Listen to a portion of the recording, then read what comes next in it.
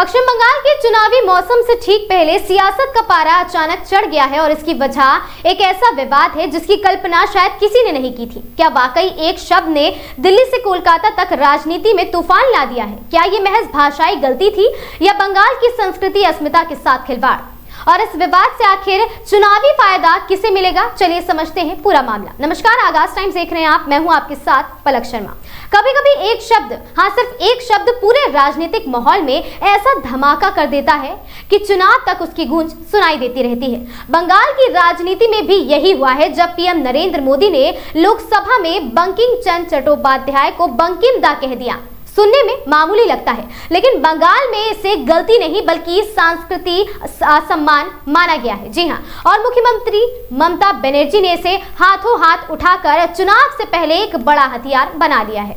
आपको बता दें विवाद कैसे शुरू हुआ, ममता की नाराजगी इतनी बढ़ी क्यों, केंद्र वर्सेस बंगाल का तनाव किस मोड़ पर आया है और आखिर इस आग का चुनावी फायदा किसे मिलेगा, चलिए जानते हैं। आपको बता दें अगले साल बंगाल में विधानसभा चुनाव होने वाले हैं। माहौल पहले ही गर्म है और ऐसे समय में दोनों तरफ से कोई भी मौका छोड़ने वाला नहीं है। इसी दौरान लोकसभा में वंदे मातरम के 150 वर्ष पूरे होने पर चर्चा चल रही थी। पीएम मोदी भाषण दे रहे थे और इसी बीच उन्होंने लेखक का जिक्र किया, बंकिम दा। यहीं से शुरू हुआ था बवाल। जी हाँ, आपको बता दें टीएमसी सांसद सौगत राय तुरंत खड़े हो गए। उन्होंने कहा बंगाल की संस्कृति में किसी भी ऐतिहासिक या सांस्कृतिक प्रतीक को दा कहकर संबोधित करना उचित नहीं माना जाता है। उनके मुताबिक यह हल्का संबोधन है। उन्होंने पीएम से अनुरोध किया वे बंकिम बाबू कहें। पीएम मोदी ने तुरंत सुधार भी किया, ठीक है मैं बंकिम बाबू कहूंगा, आपकी भावना का सम्मान करता हूं। लेकिन तूफान यही नहीं थमा। अगले दिन ममता बनर्जी कूच बिहार की रैली में भड़क गई।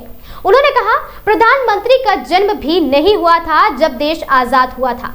बंकिम चंद्र बंगाल के सबसे बड़े सांस्कृतिक प्रतीकों में से एक है और उनका सम्मान करना चाहिए। आपको राष्ट्र से माफी मांगनी चाहिए। इसके साथ ही उन्होंने केंद्र सरकार पर हमला बोलते हुए कहा कि बंगाल को किसी की मदद की जरूरत नहीं है। आप नोटिस भेजें या धमकियां, हम डरने वाले नहीं हैं। याद रहे कुछ दिन पहले ही केंद्र ने लेबर बजट का तिमाही ब्यौरा 6 दिसंबर तक भेजने का नोटिस जारी किया था, जिसे लेकर बंगाल सरकार नाराज थी। यानी सांस्कृतिक विवाद से शुरू हुआ मामला सीधे केंद्र बनाम बंगाल की तकरार में बदल चुका है। और यह समझना बेहद जरूरी है कि ममता बनर्जी इस मुद्दे को इतना बढ़ा क्यों रही हैं। आपको बता दें क्योंकि बंगाल में बंकिम चंद्र चट्टोपाध्याय सिर्फ एक लेखक नहीं, एक भावना, एक इतिहास, एक सांस्कृतिक धरोहर है। वंदे मातरम का ऐतिहासिक सफर, आपको बता दें कि 7 नवंबर 1875 में बंकिम चंद्र चट्टोपाध्याय ने वंदे मातरम की रचना की। इससे पहली बार बांगदर्शन पत्रिका में प्रकाशित किया गया और 1882 में 8 मंदन में शामिल किया गया था।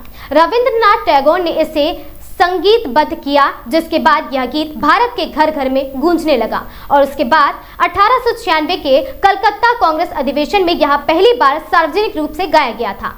7 अगस्त 1905 बंगाल विभाजन के विरोध में पहली बार इसे आंदोलन के नारे की तरह इस्तेमाल किया गया। पूरे बंगाल में लोग वंदे मातरम के नारे से अंग्रेजों को चुनौती देने लगे। ब्रिटिश सरकार ने स्कूल कॉलेज में इसे गाने पर पाबंदी लगा दी, लेकिन छात्र गिरफ्तारी की परवाह किए बिना इसे गाते रहे। और यही वो दौर था जब वंदे मातरम देशभक्ति की धड़कन बन गया।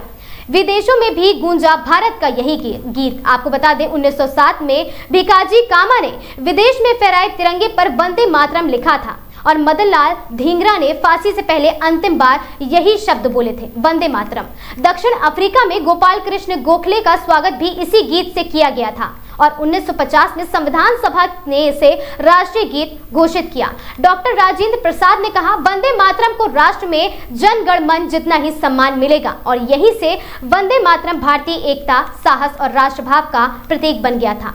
अब सोचिए, एक ऐसा गीत, ऐसा लेखक जिनके नाम से बंगाल की भावनाएं जुड़ी हुई, उनके संबोधन में हुई छोटी सी गलती को टीएमसी कैसे छोड़ देती। और यही वजह है कि यह विवाद इतनी तेजी से भड़क गया है। टीएमसी कह रही है बाहरियों को बंगाल की संस्कृति समझ ही नहीं आती।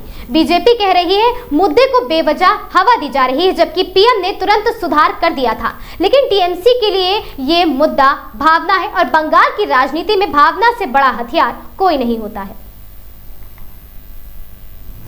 तो कुल मिलाकर बंकिम दा विवाद अब बंगाल की सियासत का सबसे गर्म मुद्दा बन चुका है।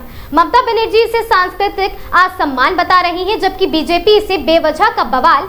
लेकिन सच यही है, चुनाव से ठीक पहले जिस बात से भावनाएं भड़कती हैं, वही राजनीति कहानी दिखाती है। और इस मामले में भावनाएं, संस्कृति, इतिहास और बंगाल की अस्मिता चारों तरफ आग की तरह भड़क रही है। अब देखना यह है कि यह संस्कृति विवाद आने वाले दिनों में सियासत को कितना झुलसाता है और किसके लिए यह आग वोटों की गर्मी लेकर आती है। वीडियो पसंद आया हो तो वीडियो को लाइक, शेयर और चैनल को सब्सक्राइब करना बिल्कुल ना भूलें। मैं थी आपके साथ पलक शर्मा। हमसे जुड़े रहने के लिए देखते रहें आगाज टाइम्स।